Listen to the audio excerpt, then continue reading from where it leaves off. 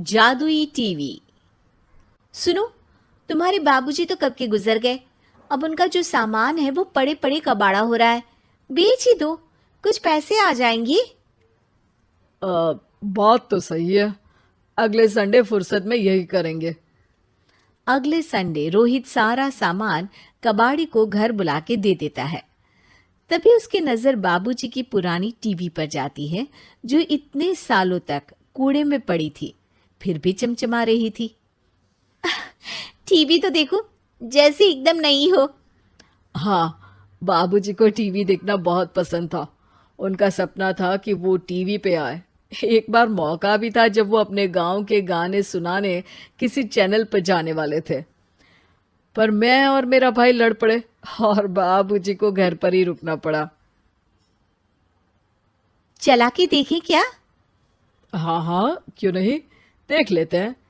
पर शायद ही चले। बाबूजी ने उस लड़ाई के दिन के बाद टीवी देखना ही छोड़ दिया था। टीवी चालू करने के लिए उसमें केबल वायर लगा दिया जाता है। एक न्यूज चैनल चालू हो जाती है। स्वर्ग की सीढ़ी के रास्ते हैं तीन, तीनों के तीन रास्ते हैं संगीन। पहला रास्ता है सांप की बीन, दूसरा रास्ता घर में बिछा कालीन, तीसरा रास्ता कलकत्ता से चीन। ये क्या बकवास खबर है, कुछ अच्छा लगा दो। अरे आप बोलो तो सही, कोई अच्छी खबर सुना देता हूं। मेरा तो काम ही खबर देना है। अरे बाप रे, टीवी बात कर रही है। हाँ, ये न्यूज वाला मुझसे। हाँ हाँ, आपसे ही तो बात करूंगा ना, आपके घर में हूं तो।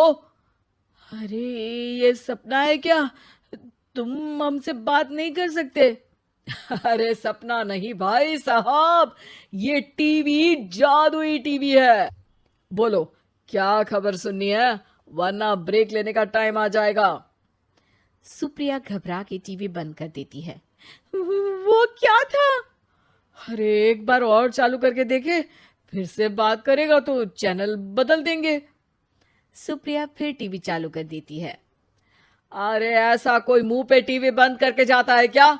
मुझे बुरा लगा आपका नेचर। चाय पानी तो पूछो। सुप्रिया टीवी के बटन से चैनल बदल देती है। अब टीवी पर एक फिल्म चल रही है। अरे ये तो सूर्यवंशम है ना? हाँ, और ये ठाकुर को जहर की खीर दे दी और उसको पता भी नहीं है। ए भाई, खीर मत पीना, उसमें जहर है, मत पीना। ठीक है महाशय, जैसा आप कहें। हाँ। अरे, आपकी बात मान ली, पूरी पिक्चर ही अब तो बदल जाएगी।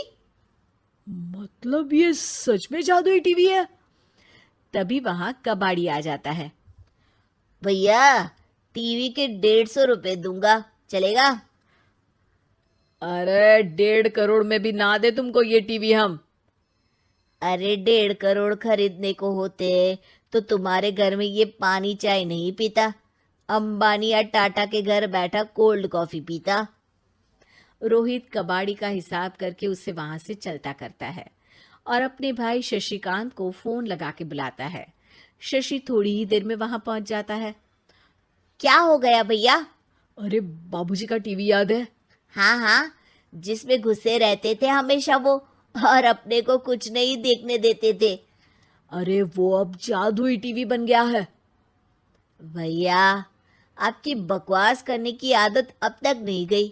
अरे आपके घर में बच्चे हैं, अब तो बड़ों जैसी बात करो। रोहित जाके टीवी चालू कर देता है। टीवी पर एक जादू का शो हो रहा है जिसमें एक जादूगर है।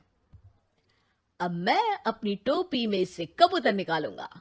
श्रिंग ब्रिंग शरिंग बम फोपा फुफी फुफा बाउ।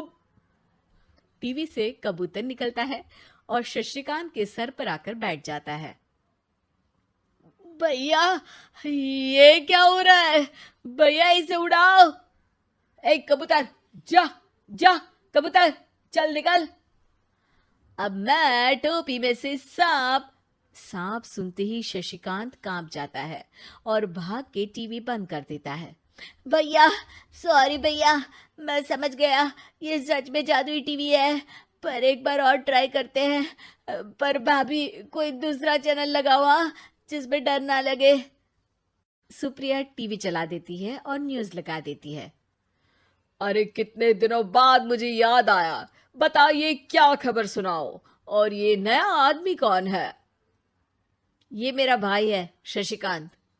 ओह यस, वही है ना जिससे तुम लड़ लिए थे किसी बात पे, और तुम्हारे बुढ़ाओ पिताजी गुस्सा हो गए थे और टीवी को संन्यास दे दिया था। हैं? तुमको कैसे पता ये सब? इस टीवी में रहने वाले आदमी से लेकर कबूतर तक को तुम्हारे बाबूजी और तुम्हारी बातें पता है, इसलिए तो ये जादुई टीवी है। ये टीवी क्या कर सकती है वैसे?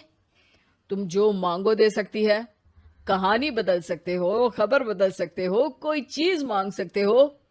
अरे भैया, ये टीवी मैं लेके जा रहा हूँ।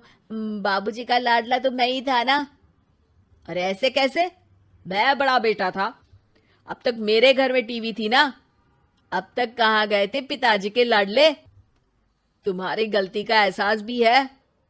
अरे भैया, ज्यादा ना बोलो वरना भूल गए आपके दांत तोड़ दिए थे मैंने उस लड़ाई में।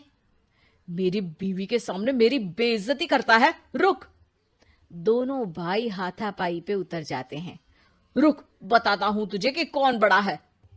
अरे छोटे का दम तो देख लीजिए आप। ये खबर आपके बाबूजी को देता हूं। तभी टीवी अचानक बंद हो जाता है। अरे शायद टीवी नाराज हो गया। और लड़ लो, आए बड़े खली बनने। टीवी से एक तेज रोशनी निकलती है और टीवी में बाबूजी दिखाई देते हैं। बाबूजी आप? इतना चकरा क्यों रहा है? अपने बाप को नहीं पहचानता क्या? ये तो ऐसा ही है बाबूजी। प्रणाम बाबूजी। अरे चुप कर, तुम दोनों ही उल्टे हो। तुम्हारी वजह से मैंने टीवी में आने के सपने को छोड़ दिया, तुम्हारी लड़ाई की वजह से। और तो और, जितना मैं अपनी बीवी को नहीं देखता था उतना टीवी को देखता था, वो भी छोड़ दिया तुम दोनों की लड़ाई की वजह से। और अब मरने के बाद जब मैंने टीवी को जादुई टीवी बना दिया तो भी तुम इसका फल लेने की जगह लड़ रहे हो। अरे तुम तो लायक ही नहीं हो। अब तुमको बाबा जी का ठुल्लू भी नहीं मिलेगा। बाबूजी चले जाते हैं। टीवी बंद हो जाता है। रोहित और शशिकांत गिड़गिड़ा के टीवी के सामने हाथ जोड़ के बाबूजी को बुलाते हैं, पर टीवी सिर्फ धुआं निकालता रहता है।